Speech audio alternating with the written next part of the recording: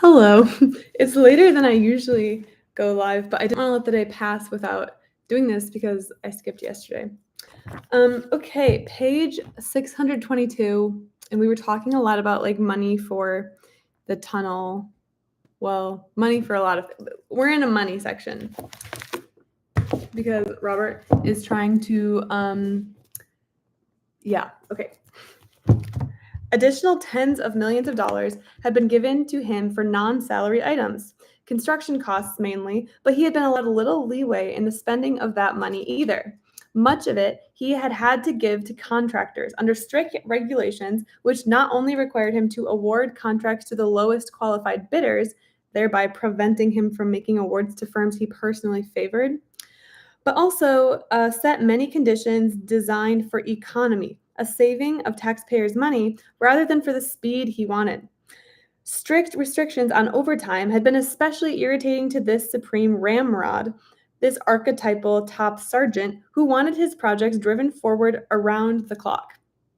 Allocations directly to his agencies allowed him even less leeway. Such appropriations were made line by line for specific items. And I'm going to move to the couch because I'm in the mood.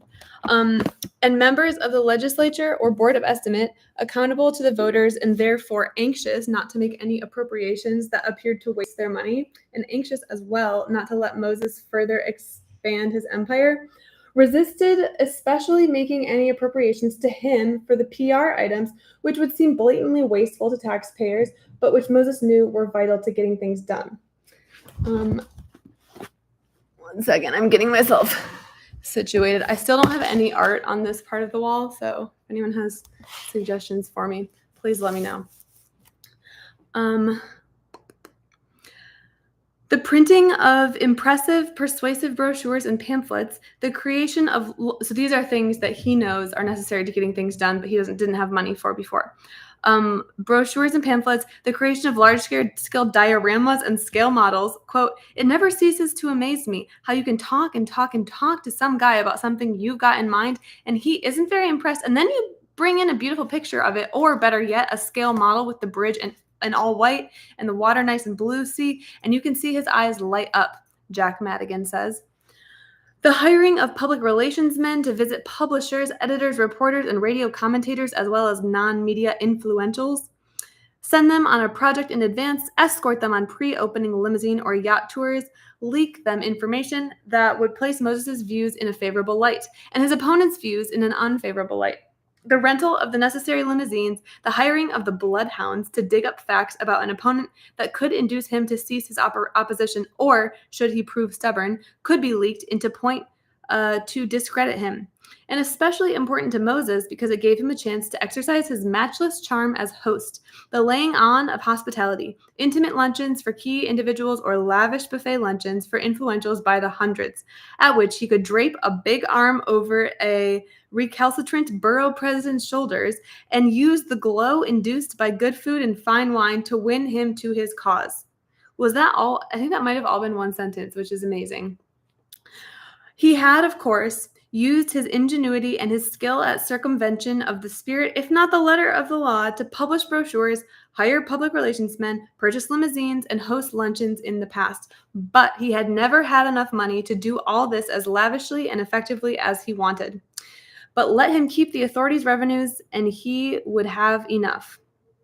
This reminds me of, I think, way back when I was living with my parents, so it must have been 8 years ago, I listened to an episode of the Freakonomics podcast that was about this company, and the whole shtick was they would host galas for nonprofits, and it was kind of a weird thing because the nonprofits usually were kind of bad at hosting galas because they hated to be so ritzy, but unfortunately donors like that, and so it was kind of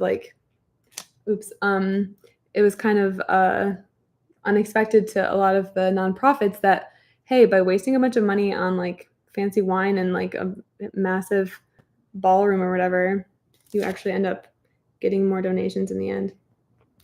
Counterintuitive, but also sort of not. Thanks, Pearl.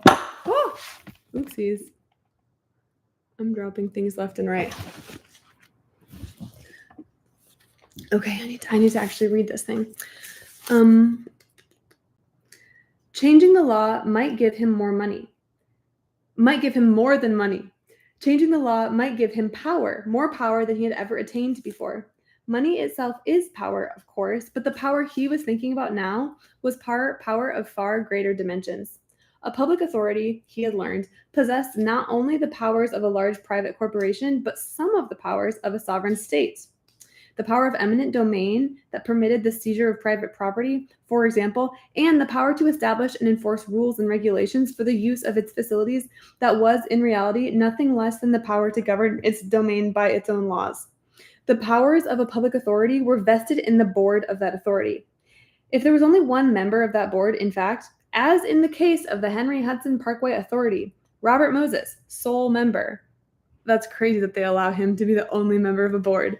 Okay, anyway, or in practice, as in the case of the Triborough Authority, whose other members would routinely rubber stamp Moses's actions, the power of the authority would be vested in that member, in him, Robert Moses. And there was another dimension to his thinking, too. Keen, as always, in discerning the potentialities for vast power in humble institutions, he had glimpsed in the institution called public authority a potentiality for power whose implications no one else, nobody in City Hall or the Albany State House for certain, and so far as research can determine, nobody anywhere in the US had noticed, but that were exciting and frightening and immense. Authorities could issue bonds. A bond was simply a legal agreement between its seller and its buyer. A legal agreement was, by definition, a contract, and under the Constitution of the United States, a contract was sacred. No state and no creature of a state, such as a city, could impair its obligations. No one, not mayor, not governor, not state legislature, not city board of estimate, could interfere with its provisions. If Robert Moses could write the powers which had been vested in him into the bond contracts of his authorities, make those powers part of the agreements under which investors purchased the bonds, those powers would be his for as long as the authorities should remain in existence, and he should control them. If he could keep the authorities in existence indefinitely and could keep his place at their head, he would hold those powers indefinitely, quite conceivably until he died. The powers might have been given him by the legislature and the governor at the request of the mayor and city council, but if he embodied those powers in bonds, neither legislature, governor, mayor, nor city council would ever be able to take them back. Giving public authorities indefinite existence and such vastly expanded powers would not be easy. In proposing to give the institution substantial governmental powers and a lifespan at least of decades, possibility of centuries, in proposing to make an institution that might endure as long as the Republic endured, Moses was, in effect, whether or not he thought in such terms, proposing to create within a democratic society based on a division of powers among three branches of government, a new fourth branch. That is so interesting. A branch that would, moreover, in significant respects, be independent of the other three. The public officials whose approval was necessary would never give it. Those who were thinking men would realize that if they gave it, they would be adding, without sufficient thought and consideration by themselves or by the public, which should have the final say on matters of such significance, a whole new layer to urban government in America. The rest of them, concerned with power and patronage, would realize that to the extent they gave away power, they would be diminishing their own power. The key body whose approval was necessary, the legislature, that under the state constitution alone had the power to create new authorities, had been fighting for years to keep Moses from gaining more power, from building his own empire within the state government. The legislature would never approve the bills Moses was drafting if they understood them. Oh no, the best bill drafter in Albany is going to do something. So Moses would have to keep them and all the other officials involved from understanding. He would have to persuade mayor, city council, legislature, and governor to approve his bills before they realized what was in them. In 1924, he had faced a similar problem and had solved it successfully, persuading a naive assemblyman to introduce and hostile Republican legislative leaders to accept bills that appeared innocuous but gave the Long Island State Park Commission vast new powers. This time, however, the job would be harder. His aims now were far more ambitious. The powers which he wanted were now far broader than those he had wanted then. And in 1924, he had the governor on his side. Now he had no one on his side. If a single person in Albany or New York, Democrat, Republican, governor, mayor, assemblyman, councilman, any one of the 1,000 sharp-eyed lawyers who prowled the Capitol and City Hall, caught even a glimpse of his true aims and sounded the alarm, he would never be able to accomplish those aims. He had to conceal his purposes from everyone. The safeguards included in all previous New York State legislation on authorities to limit their lives. The safeguards included in all previous New York State legislation on authorities to limit their lifespan were the provisions setting a time limit on their bonds, a date by which each authority must redeem all its bonds, surrender control of all facilities, and go out of existence. Moses, drafting amendments to the Triborough Bridge Authority Act, knew that the legislature would never agree to the elimination of these safeguards. So he didn't eliminate them. He just made them meaningless. What do you mean? Right at the beginning of the original Triborough Act, in Section 1, in the portion labeled Existence, the Act said explicitly that the Triborough Board, this is a quote now, the Triborough Board and its corporate existence shall continue only for a period of 5 years, and thereafter until all its bonds have been paid in full. A provision which, when coupled with a provision setting the maximum life of the bonds at 40 years, was intended to limit the maximum life of the authority to that span. The amended Triborough Act, which Moses was proposing, said the same thing in the same place right at the beginning in Section 1. But, dun dun dun, it also said something else. Not at its beginning and not in the portion labeled Existence, but long legalistic pages later, buried deep within the Act, in a subdivision of Section 9, a subdivision, and a section that ostensibly had nothing to do with existence, there was a new sentence. The authority shall have power from time to time to refund any bonds by the issuance of new bonds. Whether the bonds to be refunded have or have not matured, and may issue bonds partly to refund. This is already confusing to me. Okay. And may issue bonds partly to refund bonds then outstanding, and partly for any other corporate purpose. See, this is like why I think that I'm glad lawyers, have so much special training, because I'm not very good naturally at reading contracts or stuff like this. Okay. So you can refund bonds by giving new bonds, even if the bonds have not matured. Okay. We're reading the next paragraph now. Quote, he had figured out a gimmick, said Reuben Lazarus, drafter of the original Triborough Act and himself a master of the gimmick. And as Lazarus spoke, a smile broke over his old wrinkled face despite his attempts to conceal it. And his voice was filled with admiration, the admiration of a master of a difficult craft for a man who was more than master. That sentence looked so innocuous, but it changed my whole act completely. With that little sentence in there, he had power to issue 40-year bonds, and every 39 years, he could call them in and issue new bonds for another 40 years.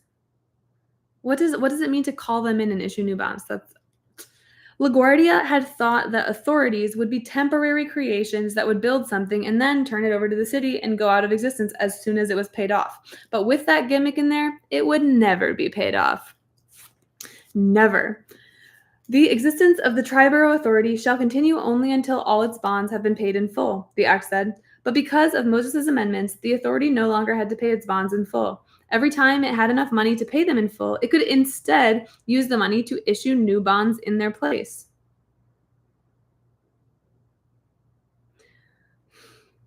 I'm still trying to figure this out. See, maybe you're watching this and I look very dumb, but I just don't know why. Okay, so, like when you issue a bond or whatever, this might be a very dumb question, but when you issue a bond, I think it's just like, you like basically like are like, hey, we need to raise money from the public for our project. Like, will you give us some money and we'll promise to pay you back with interest? Like, that's what it means to issue a bond, right? I feel a little confused. Because then once you make a bunch of money, you should be paying back the people. But this is saying every time it had enough money to pay them in full, it could instead use the money to issue new bonds in their place. I don't really know what that means. I'll try to figure it out. Sorry for being dumb over here. The amendments meant that unless it wanted to, the authority wouldn't ever have to turn its bridges over to the city. It might, if it so desired, be able to keep the bridges and stay in existence as long as the city stayed in existence. The safeguards included in all previous New York State legislation on authorities to limit their scope were the provisions setting a limit on the amount of bonds each could have outstanding, a limit sufficient to pay only for the specific project or projects the legislature wished it to build, and nothing more. The Triborough Act contained such a provision, a clause stating that the authority could not have outstanding more than $53 million, an amount sufficient only to cover its $35 million share of the cost of the Triborough Bridge and the $18 million cost of the Bronx White Stone Bridge. But Moses's gimmick made that restriction meaningless, too. For by authorizing the authority to issue new bonds not only to pay off old ones, but also for any other corporate purpose, oh, okay, I feel like I understand now. It was authorizing it to keep its indebtedness at $53 million, even though it had money available to pay off part or even most of that figure. If, for example, the income was high enough to pay all its carrying charges and also accumulate a surplus, which after 5 or 10 years amounted to $20 million, the authority could then call in $20 million of its outstanding bonds, pay them off, and therefore only have $33 million outstanding. Its legislatively authorized borrowing capacity would still be $53 million. Its revenues would support that amount of bonds. So the authority would have $20 million of borrowing capacity. Okay, now I don't understand again, but again, I'm pretty sure it's a me problem. It could issue $20 million in new bonds and use the proceeds for the proceeds of the sale for, quote, any corporate purpose. And what were such purposes? The original Triborough Act had given the authority power to build only the 2 bridges and their approaches. Moses's success in persuading the PWA that approaches could mean roads leading to the bridges had greatly expanded the authority's power. Now he proceeded to expand it further. The new amended Triborough Bridge Authority Act that Moses was proposing still said first that the authority's powers were to build bridges and their approaches. But in later sections, it also said some other things. The act empowered the authority to acquire lands for and construct not only the approaches, but new roads, streets, parkways, or avenues connecting with the approaches, and to widen existing roads, streets, parkways, or avenues connecting with those approaches. The word connecting was innocuous, unless one began to think closely about what it would mean if Moses expanded its definition as he had expanded the definition of approaches. If an approach was miles long, the Queen's approach to the Triborough Bridge, for example, was 6 miles long, scores of roads, streets, parkways, or avenues connected with it. Under the amended act he was proposing, the Triborough Authority would have the right to widen any or all of them. It would have the right to build a new thoroughfare that would connect with the approaches anywhere along their length. And how long could that thoroughfare be? A block, a mile, 5 miles, 10? Could it be a highway that ran clear across the city? Under the amended act he was proposing, it certainly could. And suppose he wanted to build another, 3rd highway to intersect with the one he had built to intersect with the approaches. Since this new 3rd road would connect with the 2nd, and the 2nd would connect with the approaches, why could not the 3rd be said to connect with the 1st? Under a liberal definition, a definition such as Moses had long since proven himself adept at making, quite possibly it could. Quite possibly, in fact, one could say that any major thoroughfare in the city connected with any other.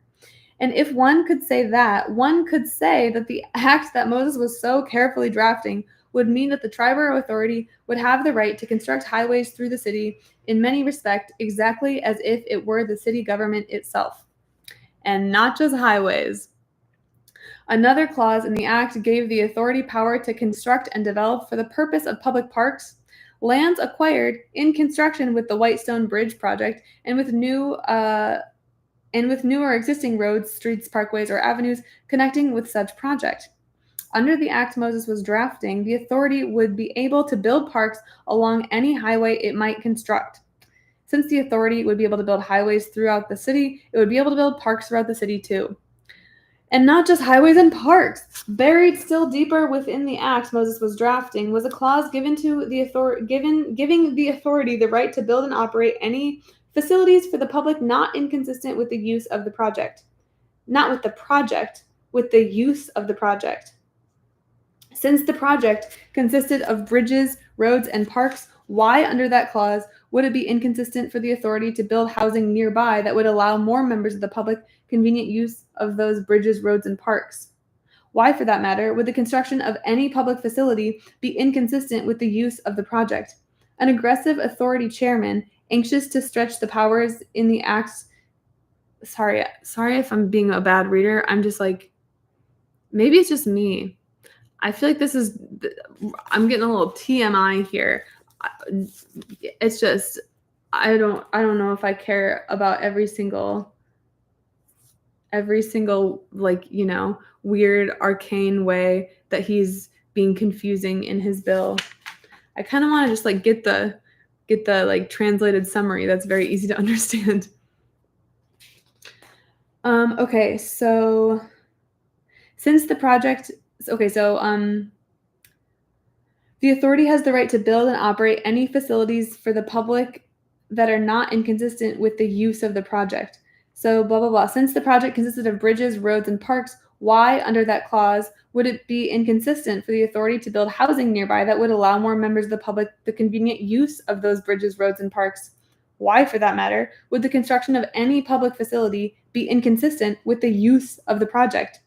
An aggressive authority chairman, anxious to stretch the powers in the act to the limit, could well find in that phrase legal authorization to build any type of public facility he chose anywhere along the authority's bridges, roads, streets, parkways, avenues, and parks, anywhere in the city, because they're all connected. And he used the word connected or whatever. Okay, I think I'm going to do like one more paragraph. Well, maybe two more paragraphs. The best bill drafter in Albany set to work to make sure that, in building and operating its projects, the authority, despite the limitations on its power by the state legislature, would nevertheless possess powers equal to those possessed by the state, or by the city of which, in theory, the authority was merely a creature. I love how they keep calling cities creatures of the state. It really reminds me of like the like Creature of the Night from that one Rocky Horror Picture Show, which I don't know if this is like a common thing, but I had seen the Rocky movies, like, like fighting Rocky.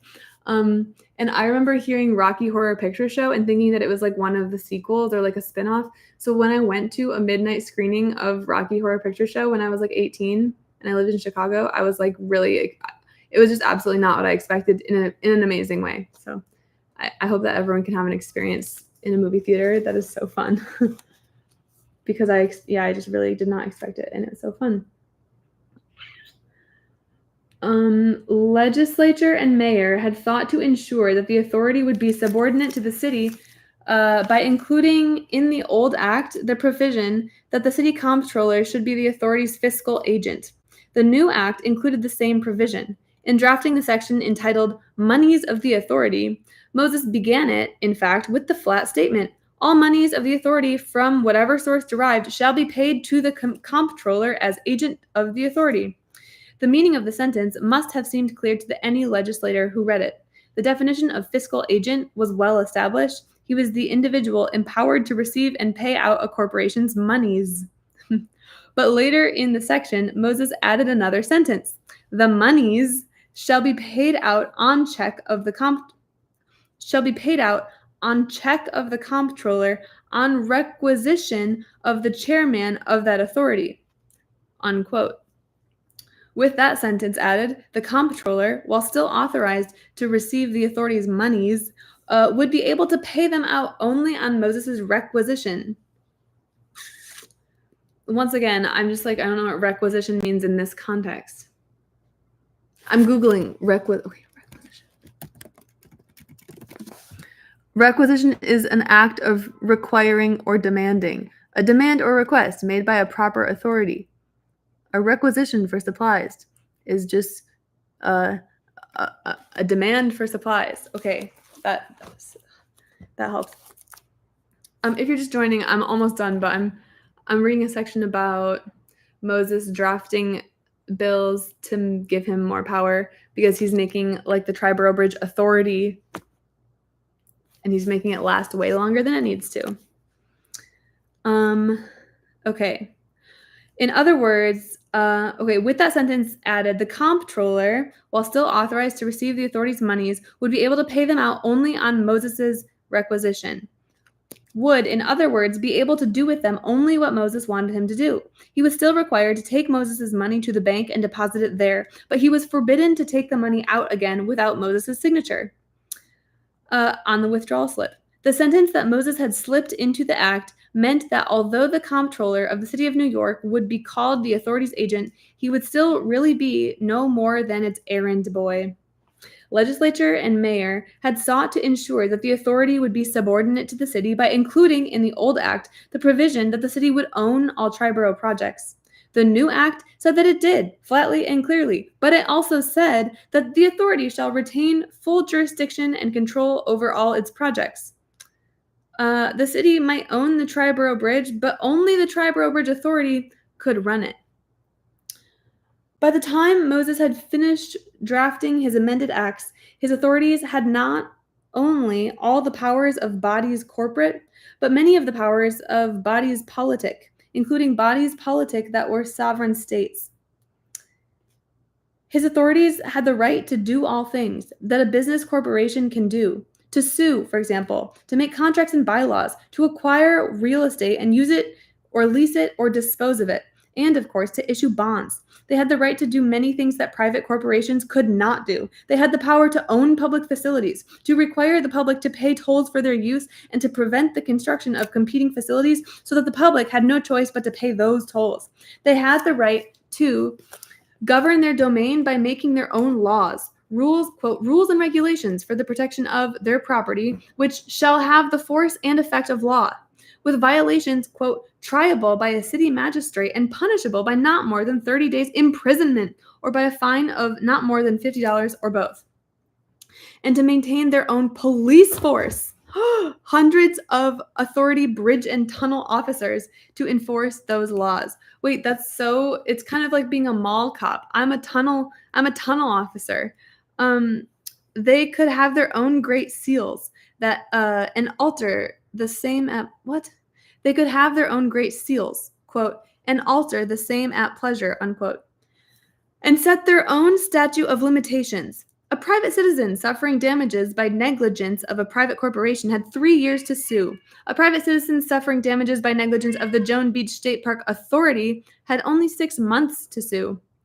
They had sovereign power of eminent domain and more. Not only could they take a private citizen's property, they could enter the land before it was taken to make the surveys necessary to decide if they wanted to take it. Never again would some Long Island farmer be able to ram a shotgun against Sidney Shapiro's chest and keep him off his land. Okay, wait, let me read that again. Wow, okay, so they could just show up at my house and be like, we're inspecting it to see if we want to just take it.